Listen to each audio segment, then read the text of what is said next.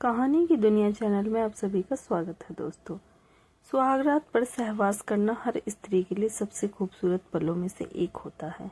वह अपने आप को उस आदमी को सौंपना चाहती है जो आजीवन उसकी रक्षा करेगा, उसकी इज्जत का मान सम्मान उसकी रक्षा करेगा, उसे संतान सुख देगा। चाहे स्त्री हो या पुरुष, पहला समागम उसके लिए हमेशा खास होता है। 45 वर्ष दीवान की नौकरी छूट गई थी।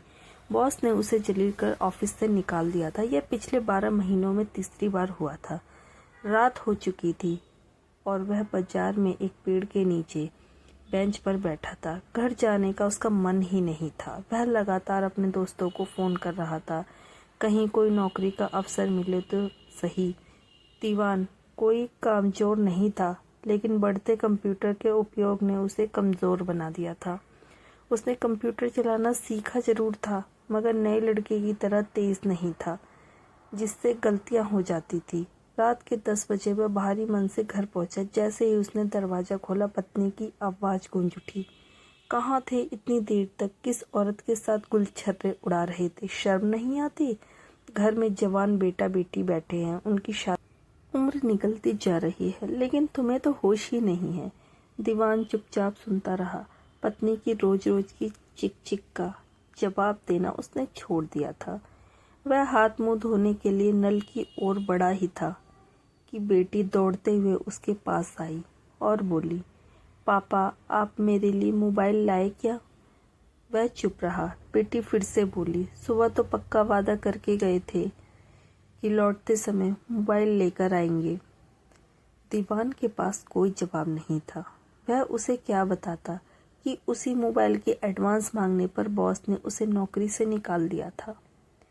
बेटी ने पुराने फोन को दिखाते हुए कहा, देखो पापा, यह सचमुच खराब हो गया है, ऑन करते ही हैंग हो जाता है। दीवान चुपचाप अपने कमरे में चला गया। पत्नी बेड पर बैठी मोबाइल चला रही थी, लेकिन कान घर में हो रहे बातों पर लगे थे। जैसे ही दीवान कमरे में पहुंचा, वह चिल्लाई, जवाब क्यों नहीं देते? बहरे हो गए हो क्या? बेटी को मोबाइल क्यों नहीं ला कर दिया? दीवान ने धीमे से कहा, पैसे हाथ में नहीं थे, जब मिलेंगे तब ला दूंगा। पत्नी गुस्से से बोली, पैसे नहीं थे तो किसी से उधार ले लेते। तुम्हें पता है ना कि वह कंपटीशन की तैयारी कर रही है, बिना मोबाइल के कैसे पढ़ेगी? दीवान के पास बहुत कुछ कहने को था, लेकिन अब उसने चुप रहना सीख लिया था। वह बिना कुछ बोले रसोई में चला गया, खुद ही थाली निकाली और खाना खाने लगा। बेटा 24 साल का था और बेटी 22 साल की। दोनों पढ़ाई के नाम पर सोशल मीडिया पर ज़्यादा समय बिताते थे, इसलिए किसी परीक्षा में सफल होने का सवाल ही नहीं था। दीवान ने देखा कि बेटा घर लौट आया है, लेकिन कदम डगमगा रहे थे। उसने महसूस किया कि वह दोस्तों के साथ बैठकर शराब पीकर आया है। पहले जब दीवान बेटे को इस हाल में देखता तो बहुत डांटता था, लेकिन एक दिन बेटे ने उसका हाथ पकड़ लिया और आंखें तरेर कर जवाब देने लगा। उस दिन के बाद से उसने बेटे को टोकना बंद कर दिया था। रात में जब वह कमरे में आया तो पत्नी की शिकायत पर फिर से शुरू हो गई, लेकिन वह बिना कुछ कहे सो गया।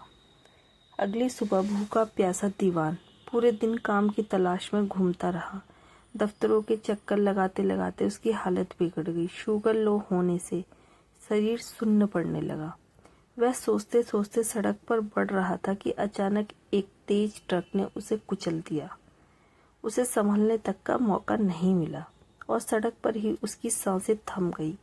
दीवान के जाने के बाद, उसके अंतिम संस्कार के बाद घर का माहौल पूरी तरह बदल गया था। जिन लोगों से उसने उधार लिया था, वह रोज घर का चक्कर लगाने लगे। रिश्तेदारों ने फोन उठाना बंद कर दिया। वाईफाई का कनेक्शन कट गया, जिससे बेटा बेटी इंटरनेट नहीं चला पा रहे थे। अब वे खाने में कोई कमी नहीं निकालते थे, जो भी मिलता चुपचाप खा लेते। बेटा अब 7,000 रुपये महीने की नौकरी करने लगा और बेटी एक प्राइवेट स्कूल में 5,000 रुपये महीने में पढ़ाने लगी। पत्नी की पूरी दुनिया बदल चुकी थी। माथे का सिंदूर मिटते ही वह सजने संवरने का अधिकार खो चुकी थी। शीशे के सामने खड़े रहने वाली महिला अब बस अपने अस्तित्व को तलाश रही थी। जब पति जीवित था वह बेफिक्र सोती थी, अब रात भर डर के मारे जागती रहती थी। छोटी छोटी आवाजें भी उसे डरा देती थी। अब उसको एहसास हो चुका था कि वह केवल एक इंसान नहीं बल्कि पूरे परिवार की रीढ़ की हड्डी थे। वह रोटी, कपड़ा, मकान, ख्वाहिशों की बुनियाद थे, मगर उसकी कीमत उसके जीते जी किसी को समझ नहीं आई। पिता की कदर किया करो, अगर वे नहीं रहेंगे तो जिंदगी अंधेरे में डूब जाएगी। तो दोस्तों, आज की कहानी आपको कैसी लगी? अपनी प्रतिक्रिया अवश्य दें। मुझे आपके अनमोल विचारों और सुझावों का इंतज़ार रहेगा। वीडियो अच्छी लगी तो लाइक करें, वीडियो को ज़्यादा से ज़्यादा शेयर करें और अगर आप चैनल पर नए हैं तो चैनल को सब्सक्राइब कर लें। आपका एक सब्सक्राइब हमारे लिए सराहनीय है दोस्तों। हर हर महादेव।